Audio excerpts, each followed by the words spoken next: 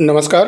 कल बिहार के अंदर 75 वर्ष पुराना लगभग रिकॉर्ड टूटा है। जो पहले विधानसभा चुनाव बिहार में 57-58% तक वोट पड़ते आ रहे थे, वो कल रिकॉर्ड टूटते हुए 64% तक वोटिंग का रेशियो पहुंच गया। और ये बिहार की जनता का मूड दिखा रहा है कि वो अपनी पसंद के प्रतिनिधि को चुनने के लिए, अपने पसंद के सरकार को चुनने के लिए कितना जागरूक अब होते जा रहे हैं। अब वो समझने लगे हैं कि जब तक मैं बूथ तक पहुंच करके वोट नहीं करूंगा, तब तक मैं अपनी पसंद के प्रतिनिधि को नहीं चुन सकता और फिर 5 वर्ष तक मुझे भुगतना होगा। वोटिंग प्रतिशत का बढ़ना इसी मायने को दर्शाता है और ये बेहद खुशी की बात है कि 64% जनता कल घरों से निकली और अपने प्रतिनिधि को चुनने के लिए, बिहार सरकार को चुनने के लिए अपने वोटिंग स्वरूप मूल्यवान अधिकार का उपयोग किया।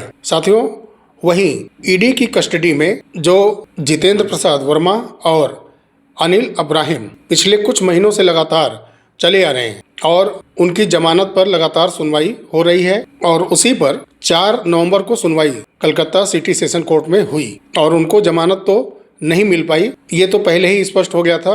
और अगली सुनवाई का डेट 12 नवंबर 2025 लिस्टिंग भी कर दिया गया था, लेकिन ऑर्डर की कॉपी नहीं आई थी। अब ऑर्डर की कॉपी आ चुकी है और उसमें जो अब दिख रहा है स्पष्ट, जो 23 सितंबर को जमानत याचिका दायर की गई थी कोर्ट के अंदर जितेंद्र प्रसाद वर्मा जी की तरफ से, उनके कुछ मुख्य दलीलों को सुना गया, उस पर विचार किया गया। वहीं ईडी की तरफ से स्पेशल पब्लिक प्रोसिक्यूटर कोर्ट के अंदर उपस्थित थे, सीनियर एडवोकेट भी उपस्थित थे और उन्होंने भी अपने आर्गुमेंट वगैरह कोर्ट के समक्ष रखे, जिनकी सुनवाई के बाद जमानत पर विचार करने के लिए 12 नवंबर 2025 का दिन निश्चित किया गया है। और वहीं अनिल इब्राहिम की तरफ से एक नया वकालतनामा दायर किया गया और उनके भी तरफ से जमानत याचिका कोर्ट के समक्ष 4 नवंबर को रखी गई और उनके भी आर्गुमेंट वगैरह सुने गए और उनके अगेंस्ट में ईडी की तरफ से भी अपनी दलीलें कोर्ट के समक्ष रखी गई।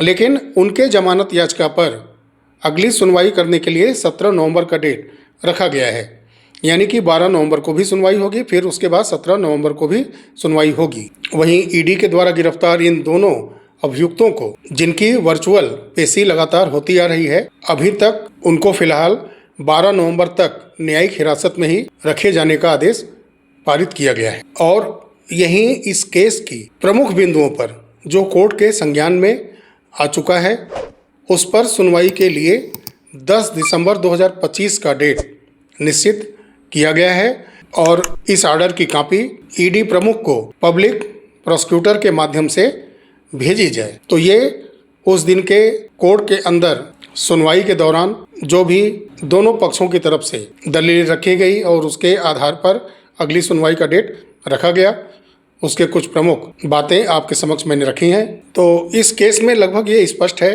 कि 12 और 17 नवंबर की जो सुनवाई होगी वो जितेंद्र प्रसाद वर्मा और अनिल इब्राहिम के जमानत की याचिका पर कोर्ट अपना ऑर्डर लगभग स्पष्ट कर देगा। 10 दिसंबर 2025 को ईडी समेत सभी को आदेशित किया गया है कि प्रमुख सभी बिंदुओं पर जो कोर्ट के संज्ञान में आ चुका है उस पर सुनवाई की जाएगी।